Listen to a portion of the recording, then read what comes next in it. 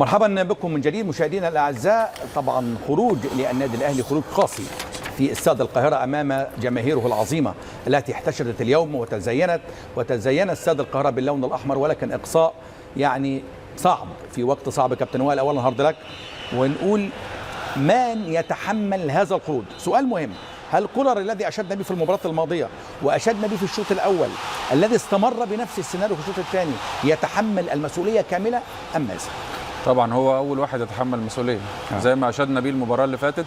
مباراه النهارده قبل المباراه اتكلمنا ان انت ما تنفعش تخسر الميزه اللي عندك، صح. الافضليه اللي عندك، الارض، الجمهور المساند اللي بيشجع طول المباراه. السيناريو اللي انت قدرت بيه المباراه سيناريو خاطئ من كل النواحي، تغييرات، تاخير تغييرات، طريقه لعب وسيستم لعب اصلا واسلوب لعب غلط جدا.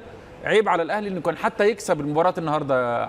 اولا في ضربه جزاء لفريق سان داونز، انا صريح وبقول اللي ليا واللي على فريقي قبل اي حاجه. انا بشجع الاهلي ومنتمي للاهلي وكل حاجه، بس في ضربه جزاء انا مش فاهم الحكم ما حسبهاش ازاي. دي حاله لوحدها، انما اداء انا ما شفتش اسوأ من كده في الشوط الثاني. عمر النادي الاهلي ما شفته بالسوء ده بيلعب مباراه في الوقت ده بالطريقه دي في وسط الجمهور ده. صح. كوره هنا دي ركله الجزاء اللي انا بقول لك عليها، انا اشوف ان هي ضربه جزاء 100% واضحه جدا. تدخل ياسر على رجل المهاجم يعني كانت واضحه جدا جدا.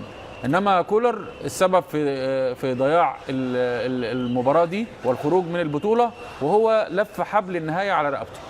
لان المباراه دي البطوله دي كانت فرصه لمصالحه الناس. انت دلوقتي بتمتلك لعيبه كويسه جدا، النادي تعاقد لك مع لعيبه، عندك لعيبه موهوبه هجوميا تعرف تخلي شكل اللعب كويس. صح. اولا خسرتهم وخسرت اللعيبه اللي كانت عندك، البدلاء اللي كانوا موجودين عندك.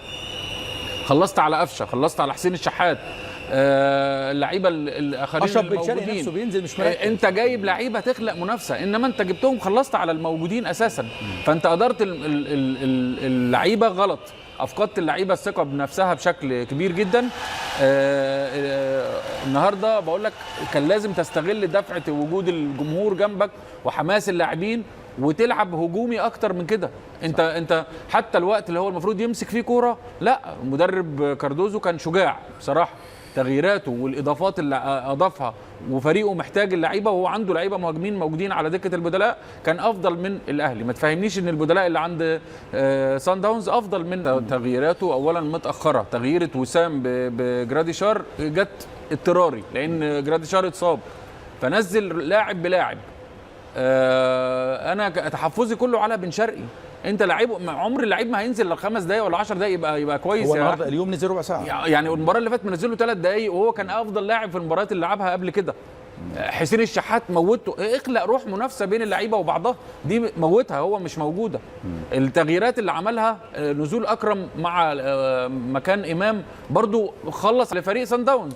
من الدقيقه تقريبا 75 او من 70 انت سلمت المباراه، واقف تدافع بس اكتر من فرصه خطر. من اول كان في جرس انذار اللي هو ضربه الجزاء، ثم في فرصه بعد كده في الدقيقه تقريبا 71 الدقيقة 71 الكرة اللي حصل الانفراد من العمق والكرة طالت من المهاجم راحت للشناوي. فانت سلمت المباراة، وصعب النادي الاهلي باسمه وبتاريخه يلعب بالشكل ده ويظهر بالشكل ده.